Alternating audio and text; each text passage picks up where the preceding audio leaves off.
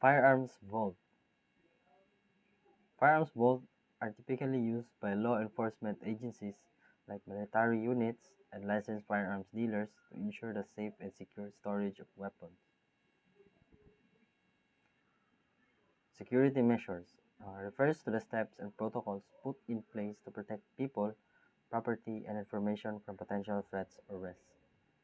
So first, physical security like locks, fences, barriers, and surveillance system. Next, cybersecurity, firewalls, encryption, and antivirus software. Sunod, access control like mga ID cards, mga biometrics, and secure entry points. So next, personal security like background checks, and training for staff. Procedural security, protocols for handling and sensitivity information and assets. So sa access controls refers to the process of granting or denying access of physical or digital resources such as building, system, or data. Sa access control, nadiri ang authentication, like verifying the identity of users. Next, authorization, determining what actions users can perform. Access management, like controlling who has access to what resources. So, ang access control, dapat siya mga types of access control includes like physical access control, locks, biometric, or scanners. Sa digital access control naman, passwords, multi-factor authentication. Sa role-based access control, na RBAC, assigning permissions based on roles. So, surveillance refers to the monitoring of behavior, activities, or information for the purpose of gathering intelligence, influencing, and protecting. So, sa surveillance, na po yung mga importante niya nga parts of like physical surveillance, CCTV cameras, observations. Next, digital surveillance, online tracking, data monitoring, human surveillance, undercover agents, and informants.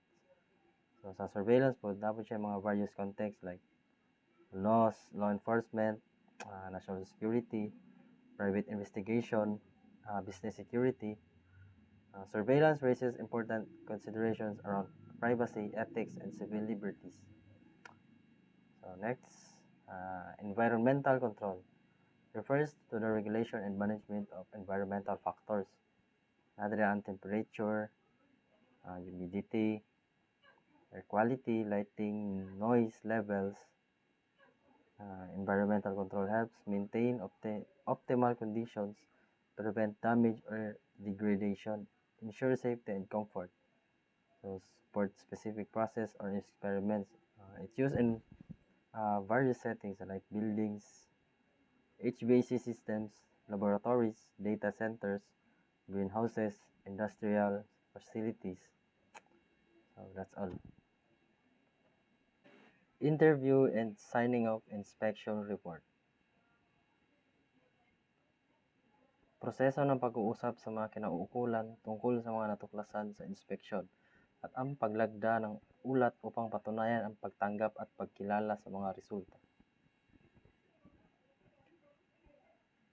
Reviewing findings, discussing inspection results, highlighting areas of concern, and addressing questions. So, sa kontekstong ng inspection o pagtatasa, ang pagproseso ng mga natuklasan ay mahalaga upang matiyak na nauunawaan ng lahat ang mga resulta at makapagpaplano ng mga kinakailangang aksyon.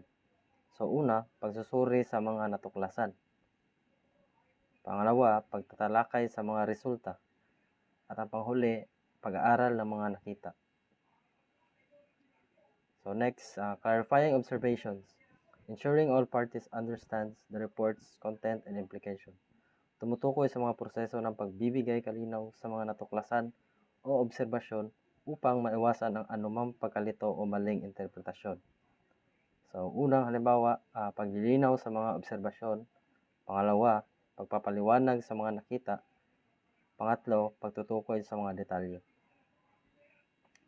Agreeing on corrective actions, outlining steps to address identified issues.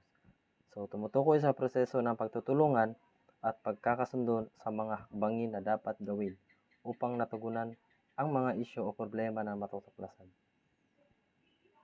Una, pagtutugma sa mga hakbangin sa pagwawasto. Pangalawa, pagkakasundo sa mga aksyong pang-korektibo. Panghuli, pagtatanggap sa mga plano para sa pagsasayos. So, signing off. Formalizing acceptance of the report, indicating understanding and acknowledgement of its findings.